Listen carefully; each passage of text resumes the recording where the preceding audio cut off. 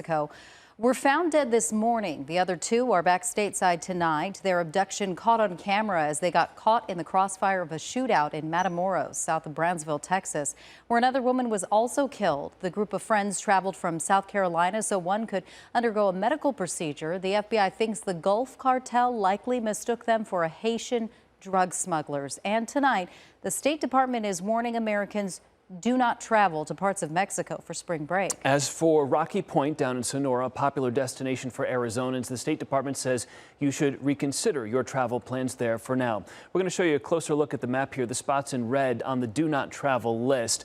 Now, the Americans who were kidnapped crossed into Tamaulipas, south of Texas, under a level 4 advisory.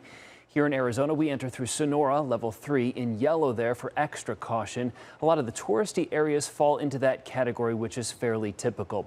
Emma Lockhart is live tonight with what you need to know if you are considering traveling south of the border. Emma? Jared, the State Department issued a lot of these travel advisories because of crime and kidnappings in Mexico. One former FBI agent I spoke with say it's really important for travelers to listen to these warnings. Mexico is a popular spring break destination known for its beautiful beaches and culture. But tonight, a new travel warning from the State Department might make you think twice about traveling there. The U.S. government, their main priority is to keep U.S. citizens safe. So that's what they're trying to do. And when you cross that jurisdiction into another country, you lose a lot of those safety measures. There are 6 states right now under the highest level travel advisory. U.S. officials say do not travel there. The orange states are under a level 3 advisory, meaning you should reconsider travel. So you've got cartel violence in multiple states. The most restrictive travel warnings from the United States government are mostly indicative of that cartel violence in those regions. Other regions that are home to popular vacation spots like Cabo and Cancun are under a Travel 2 advisory. That means you should use increased caution. Lance Lessing is a retired special agent with the FBI. He says it's important to listen to these warnings. And if you still plan to go south of the border, you can't drink in excess and not be aware of your surroundings. You can't travel to areas that you're unsure of. Just don't put yourself in those situations to become a target. He says do your research and stay in areas you're familiar with.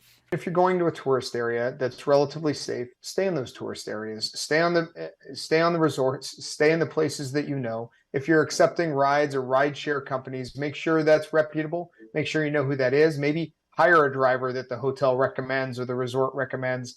Don't go off the grid or off the beaten path. Now, travel experts I spoke with say it's also important to download the State Department's Smart Traveler Enrollment Program. It keeps you up to date on things that you should know and any advisories you should be aware of in the places you are traveling. We'll have that link listed on our website, azfamily.com. Reporting in Phoenix, Emma Lockhart for Arizona's Family. Yeah, so Emma, as families maybe consider a plan B, what areas in Mexico are not facing any travel advisories tonight? Yeah, so there's 2 states right now, Yucatan and Campeche. Those are under a level 1 advisory, meaning you can go there and just take part in your normal precautions that you would do anywhere else. But according to the State Department, those places are considered safe.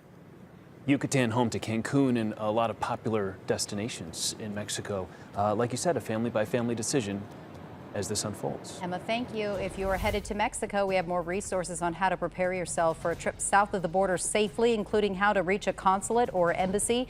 It's all on our AZ Family News app or azfamily.com right